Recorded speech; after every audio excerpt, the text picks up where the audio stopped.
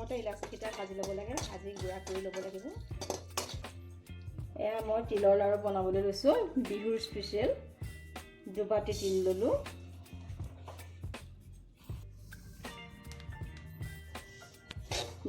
ফুটালৈকে ভাজিব লাগিব। মই তিল ভাজি আছোঁ।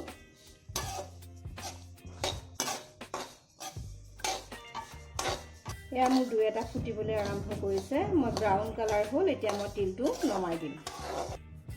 মই এতিয়া অকণমান ঘিউ দিছোঁ।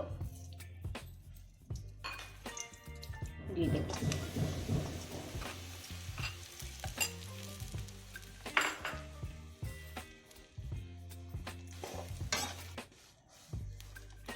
মিঠৈখিনি ফুটটো নহালৈকে মই এতিয়া ভাজিব লাগিব। মই এতিয়া মিঠৈটো গলাই আছোঁ।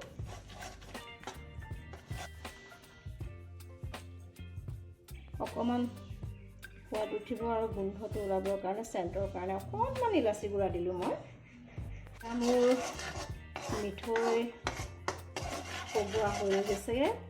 অকণমান জাষ্ট পানীত দি অকণমান চাম। যদি অকণমান এই ফুট বোৱা নিচিনা হৈ যায়, তেনেকৈ তাৰ হেৰি নিচিনা আঠা নিচিনা, তেতিয়া তাৰ লাড়ু বনোৱা উপযুক্ত। এতিয়া মই গেছটো অফ কৰি দিলোঁ। হৈ গ'ল। এতিয়া মই তিলখিনি দি দিম।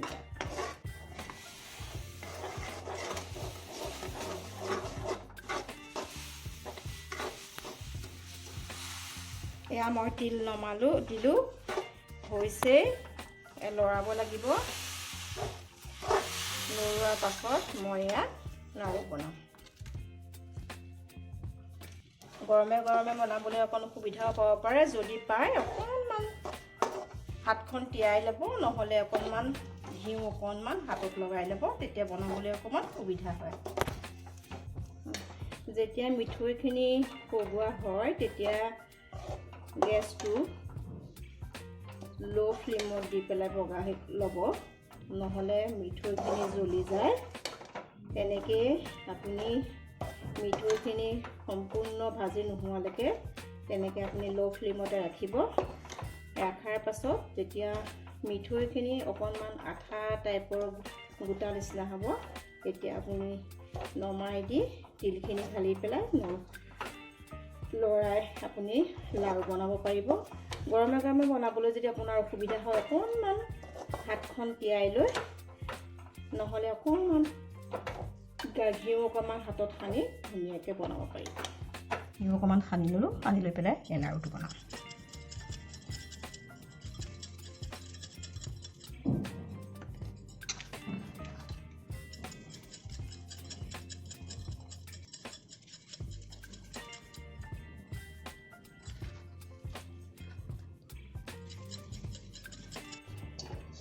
কেতিয়াবা যদি লাড়ুকেইটা নুঠা যেন হয়, তেতিয়া আকৌ পাছত অকণমান কেৰাহীটো গৰম কেৰাহীটো অকণমান দি পেলাই লৰাই বগৰাই দিয়াৰ পাছতে আকৌ নমাই দিব, দি পেলাই বনাব পাৰিব। মোৰ লাড়ু বনোৱা হৈ গৈছেহি, আৰু 2টা বা 1টা আছে আৰু হ'ব এতিয়া।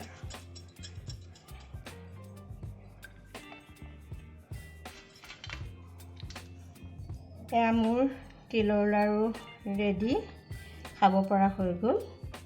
এতিয়া মোৰ সকলোলৈকে মাঘ বিহুৰ শুভেচ্ছা থাকিল।